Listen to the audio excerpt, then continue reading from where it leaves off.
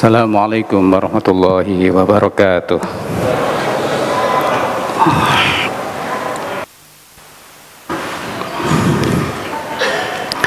Innal hamdalillah nahmaduhu wa nasta'inuhu wa nastaghfiruh wa na'udzu billahi min shururi anfusina wa min sayyiati a'malina may yahdihillahu fala mudilla lahu wa may yudlil fala hadiya lahu. Asyhadu an la ilaha illallah wa asyhadu anna Muhammadan abduhu wa rasuluh. Allahumma salli wa sallim ala hadzal nabiyil karim Muhammad ibn Abdullah alladzi qad addal amanah wa nasahal ummah wa tarakaha alal mahajjatil bayda lailuha kanahariha. Usikum wa iyaya bitaqwallah faqad fazal muttaqun. Ya ayyuhalladzina amanu taqullaha haqqa tuqatih wa la tamutunna illa wa antum muslimun. Ya ayyuhan nasu taqu rabbakumul ladzi khalaqakum min nafsin wahidah wa khalaqa minha zawjaha wa batha minhuma rijalan katsiran wa nisaa'a wattaqullaha alladzi tasaaluna bihi wal arham innallaha kana 'alaikum raqiba. Ya ayyuhalladzina amanu taqullaha wa qulu qawlan sadida yuslih lakum a'malakum wa yaghfir lakum dhunubakum wa may yuti'illaha wa rasulahu faqad faza fawzan 'azima. Amma ba'd fa inna asdaqal hadithi kitabullah wa khairal hadi hadi Muhammadin sallallahu alaihi wasallam wa syarrul umur muhdatsatuha wa kullu muhdatsatin bid'ah wa kullu bid'atin dhalalah wa kullu dhalalatin finnar. Ma'asyiral muslimin, jamaah salat Jumat yang dimuliakan oleh Allah. Khatib mengingatkan diri dan kepada para jamaah sekalian, ketika hari mulia hari Jumat ini Allah Subhanahu wa taala memanggil kita, ya ayyuhalladzina amanu idza nudiya lis-salati min yaumil jumu'ati fas'au ila dzikrillahi wa darul bai'. Dzalikum khairul lakum in kuntum ta'lamun. Segera menuju masjid, tinggalkan segala perniagaan, tinggalkan segala aktivitas-aktivitas dunia untuk zikrullah. Oleh sebab itu para jamaah sekalian, di hari-hari Jumat mendatang, lebih-lebih nanti di bulan Ramadan, kita mesti bersegera menuju masjid, tidak menunggu khatib naik mimbar, tidak menunggu adzan dikumandangkan, apalagi menunggu iqamah. Allah mengingatkan kita agar segera ke masjid. Mudah-mudahan Allah meringankan kita di hari-hari yang akan datang, di Jumat-Jumat yang akan datang, lebih awal datang ke masjid. Para jamaah sekalian yang dimuliakan oleh Allah, suatu hari ada seorang datang kepada Nabi sallallahu alaihi wasallam. Laki-laki tersebut kemudian mengatakan, ara'aita idza shallaitu shalawatil maktubat wa sumtu ramadhan wa ahlaltul halala wa harramtul harama wa lam azid ala dzalika syai'a adkhulul jannah qala na'am. Rawahu Muslim. Seorang laki-laki datang kepada Nabi sallallahu alaihi wasallam. Laki-laki itu bernama An-Nu'man bin Qawqal Al-Khuzai. Di akhir riwayat tersebut, sahabat ini mengatakan, adkhulul jannah, apakah aku bisa masuk surga ya Rasulullah? Lalu Nabi sallallahu alaihi wasallam menjawab, na'am, iya, Anda bisa masuk surga. Ma'asyiral muslimin yang dimuliakan oleh Allah, bekal apa yang dimiliki oleh seorang An-Nu'man bin Qawqal Al-Khuzai? Bekalnya pertama, sebagaimana yang beliau katakan, idza shallaitu shalawatil maktubat, apabila aku telah melaksanakan salat-salat yang diwajibkan. Salat yang bagaimana? Yang menghantarkan ke dalam surga, menghantarkan seseorang ke dalam surga. Para jamaah sekalian, tentunya bila salatnya mengikuti sunnah Nabi sallallahu alaihi wasallam. Nabi mengatakan, sallu kama ra'aitumuni usolli. Gerakannya, bacaannya sebagaimana ajaran Nabi sallallahu alaihi wasallam. Salat yang bagaimana yang menghantarkan seseorang ke dalam surga adalah salat yang diniatkan ikhlas karena Allahu Jalla Jalaluh, bukan pencitraan.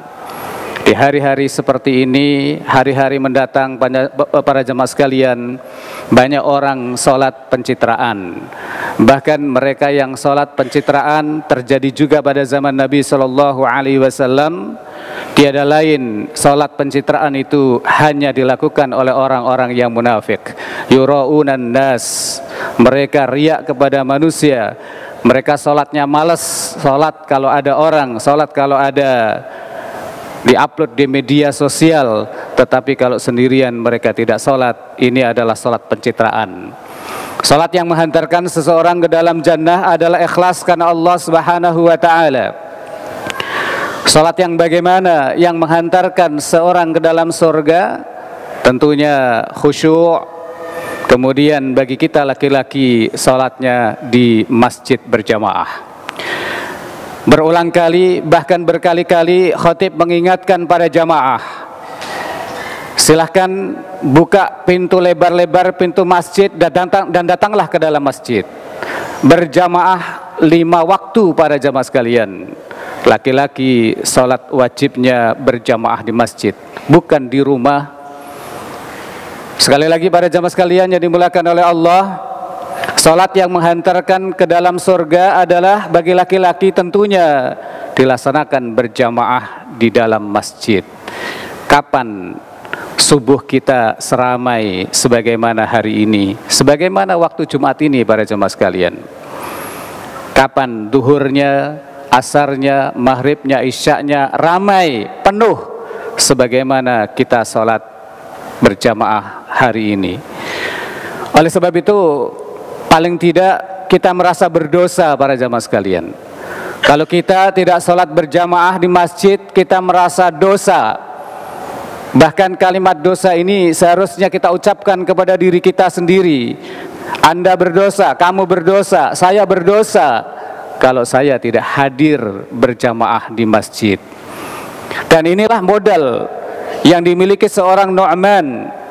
Idza shallaitu shalawatil maktubat. Yang kedua adalah wasumtu Ramadan. Aku berpuasa di bulan Ramadan. Sebentar lagi Ramadan para jamaah sekalian. Apa persiapan kita? Jangan-jangan di antara kita ada yang tidak siap untuk menghadapi Ramadan. Orang-orang soleh, salafus soleh terdahulu, mereka merindukan Ramadan. Berbulan-bulan sebelum Ramadan mereka merindukan Ramadan. Sebentar lagi Ramadan para jamaah sekalian. Apa persiapan kita? Paling tidak kita berdoa kepada Allah Subhanahu wa ta'ala, ya Allah, panjangkan umur hamba sehingga hamba bisa menghirup barokahnya udara di bulan Ramadan. Hadirin kaum muslimin yang dimuliakan oleh Allah, berapa banyak di antara saudara kita yang dipanggil oleh Allah Subhanahu wa ta'ala sebulan, setengah bulan, 10 hari, sepekan, bahkan beberapa hari sebelum Ramadan. Dan itu tidak menutup kemungkinan kita yang dipanggil oleh Allah. Oleh sebab itu berdoa kepada Allah Subhanahu wa ta'ala menggunakan bahasa kita, menggunakan apa yang kita fahami. Tidak mengapa kita berdoa kepada Allah Subhanahu wa ta'ala, ya Allah, panjangkan umur hamba sehingga hamba bisa menghirup keberkahan bulan Ramadan. Ini adalah persiapan kita para jemaah sekalian. Di samping itu adalah bertaubat kepada Allah. Bertaubat kepada Allah Subhanahu wa ta'ala akan dosa-dosa yang kita lakukan, kekhilafan-kekhilafan tidak terulang lagi. Karena bagi seorang muslim, seorang mukmin tidak boleh masuk dalam lubang yang sama dalam 2 kali, apalagi 3 kali. Qad aflaha man zakkaha wa qad khaba man dassaha. Beruntunglah orang-orang yang senantiasa membersihkan hatinya, rugilah orang-orang yang mengotorinya. Sebentar lagi Ramadan, maksiat tetap berjalan. Sebentar lagi Ramadan tidak bisa meninggalkan maksiat. Oleh sebab itu bagi seorang muslim di dalam menghadapi Ramadan para jemaah sekalian, persiapan mental, persiapan iman, membersihkan diri dari kesalahan-kesalahan, bertaubat dari dosa-dosa yang telah kita lakukan kepada Allah Subhanahu wa taala dan juga dosa-dosa kepada sesama manusia. Menghadapi Ramadan para jamaah sekalian, paling tidak mulai hari ini kita memiliki program-program dan target-target. Tentunya selain puasa, para jamaah sekalian, ada program-program yang kita targetkan, yang kita programkan dan kita targetkan. Di antaranya adalah tilawatul Quran. Allah Subhanahu wa taala menyebut tilawatul Quran itu sebuah perdagangan yang tidak akan merugi. Sebuah perniagaan yang pasti untung. Waktu demi waktu, 10 menit, 30 menit, 1 jam yang kita gunakan membaca Al-Quran ini adalah argo pahala.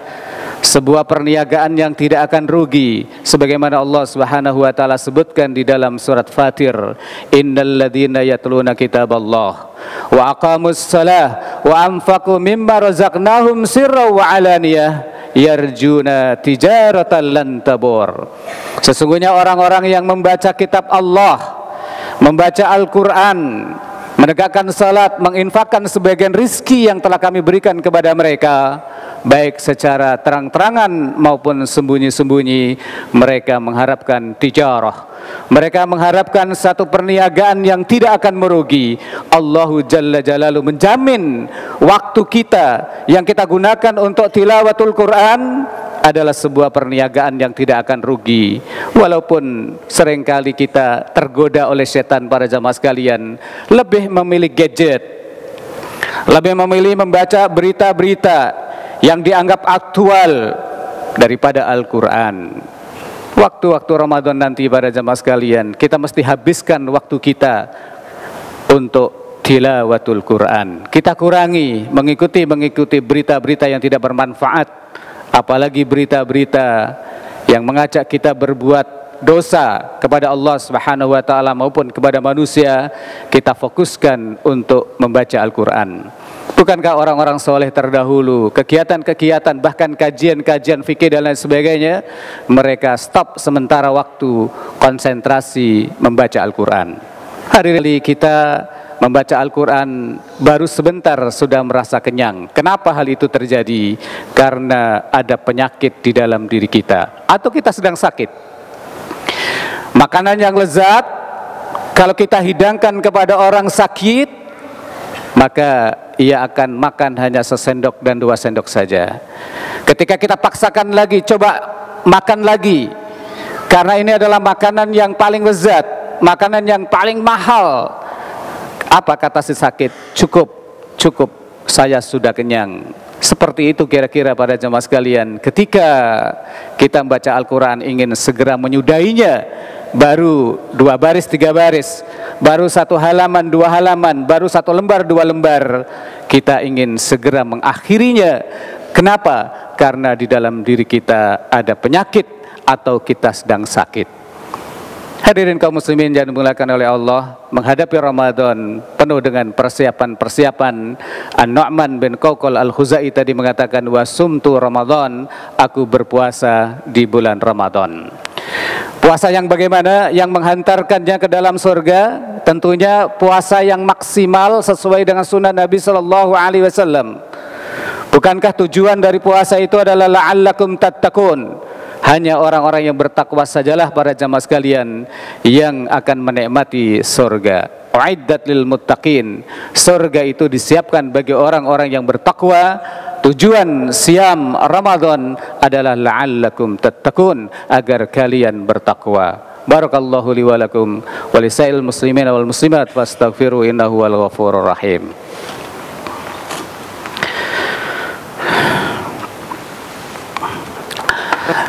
Innal hamdalillah nahmaduhu wa nasta'inuhu wa nastaghfiruh wa na'udzu billahi min shururi anfusina wa min sayyiati a'malina may yahdihillahu fala mudilla lahu wa may yudlil fala hadiyalah. Asyhadu an la ilaha illallah wa asyhadu anna Muhammadan 'abduhu wa rasuluh. Ya ayyuhalladzina amanu taqullaha wa kunu ma'as shadiqin. Ma'asyiral muslimin yang dimuliakan oleh Allah, Yang ketiga, kata An-Nu'man bin Qawqal Al-Khuzai, aku halalkan yang halal, aku haramkan yang haram. Tidak lebih dari itu. Dia tidak akan merubah hukum Allah Subhanahu wa ta'ala. Dia atau beliau tidak akan merubah yang halal menjadi haram, yang haram menjadi halal. Karakteristik yang dimiliki oleh orang-orang Yahudi dan Nasara, mereka suka merubah-rubah yang halal menjadi haram, yang haram menjadi halal. Seorang Adi bin Hatim At-Ta'i ketika bertemu dengan Nabi sallallahu alaihi wasallam, lalu Rasulullah sallallahu alaihi wasallam membaca satu ayat dari Al-Qur'an, ittakhadhu ahbarahum wa ruhbanahum arbaban min dunillah wal masih ibn Maryam wa ma umiru illa liya'budu ilaha wahida la ilaha illa huwa subhanahu amma yusyrikun. Mereka orang-orang Yahudi menjadikan alim ulamanya yang disebut dengan ahbar, orang-orang Nasara menjadikan ahli-ahli ibadahnya yang disebut dengan ruhban arbabam min dunillah, Tuhan-Tuhan selain Allah Subhanahu wa ta'ala. Ketika ayat ini didengar oleh Adi bin Hatim At-Ta'i, ia protes, seolah-olah dia protes kepada Nabi sallallahu alaihi wasallam, seolah-olah tuduhan itu terlalu keji, barangkali begitu. Sehingga ia mengatakan, inna lasna na'buduhum, kami dulu tidak pernah menyembah mereka. Kami, maksudnya ketika masih menjadi ahlul kitab, tidak pernah menyembah ahli-ahli ibadah, ahli-ahli ilmunya dan ahli-ahli ibadahnya. Kami tidak pernah melakukan demikian. Kami tidak pernah sujud kepada mereka. Kami tidak pernah rukuk kepada mereka. Lalu Nabi Shallallahu Alaihi Wasallam mengatakan, bukankah mereka menghalalkan apa yang diharamkan oleh Allah, lalu kalian mengikutinya, mentaatinya? Atau mereka mengharamkan apa yang dihalalkan oleh Allah, kalian mentaatinya? Oh, kalau itu betul ya Rasulullah, kalau itu betul, kami memang demikian. Apa jawaban Nabi? Tilka ibadatuhum, itu adalah bentuk ibadah kepada mereka. Hadirin kaum muslimin yang dimuliakan oleh Allah, seorang mukmin menghalalkan yang halal, mengharamkan yang haram. Seorang mukmin menghalalkan apa yang dihalalkan oleh Allah Jalla Jalaluh, apa yang dihalalkan oleh Rasulullah sallallahu alaihi wasallam adalah halal.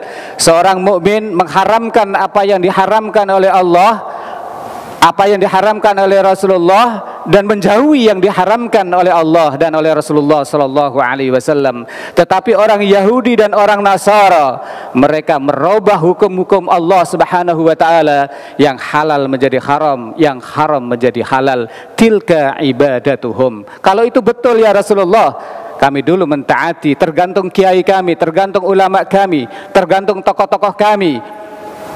Mereka mengatakan halal, kami mengatakan halal, gak peduli Allah haramkan. Demikian pula sebaliknya, tilka ibadatuhum. Hadirin kaum muslimin yang dimuliakan oleh Allah, oleh sebab itu hari ini siapapun yang mengikuti jejak Yahudi dan Nasara, menghalalkan apa yang dihalalkan oleh Allah, mengharamkan apa yang dihalalkan oleh Allah, artinya merubah-rubah hukum Allah. Allah haramkan, mereka bilang halal. Allah halalkan, mereka bilang haram. Itulah bentuk ibadah kepada mereka. Dan kita bisa lihat hari ini para jamaah sekalian, sebagian hukum Islam, syariat Islam diacak-acak, yang seharusnya haram dikatakan halal atau sebaliknya. An-Nu'man bin Qawqal Al-Khuzai, An-Nu'man bin Qawqal Al-Khuzai tidak melakukan hal itu para jamaah sekalian. Dan bahkan kata beliau, walam azid ala dzalika syai'a. Salat 5 waktu, puasa Ramadan, menghalalkan yang halal, mengharamkan yang haram, tidak lebih dari itu.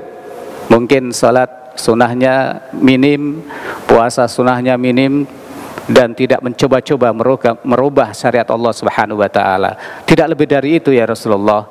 Kemudian pertanyaan terakhir, adkhulul jannah, apakah aku bisa masuk surga? Kata Nabi sallallahu alaihi wasallam, na'am.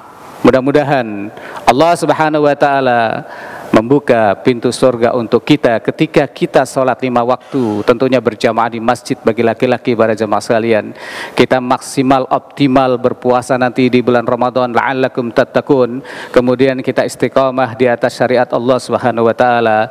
pintu surga pun mudah-mudahan dibuka untuk kita semua. Innallaha wa malaikatahu yusholluna 'alan nabi ya ayyuhalladzina amanu shallu 'alaihi wa sallimu taslima.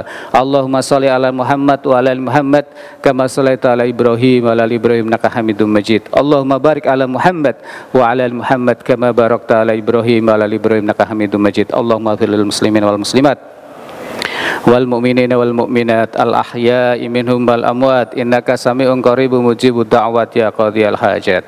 Allahumma a'inna ala syukrika wa husna ibadatika. Rabbana la tuzigh qulubana ba'da idh hadaitana wa hab lana min ladunka rahmah innaka antal wahhab. Rabbana hab lana min azwajina wa dhurriyyatina qurrata a'yun waj'alna lil muttaqina imama. Rabbana atina fid dunya hasanah afil akhirati hasanah wa qina adzabannar. Rabbana rabbil izzati amma yasifun wa salamun alal mursalin walhamdulillahi rabbil alamin. Bismillah.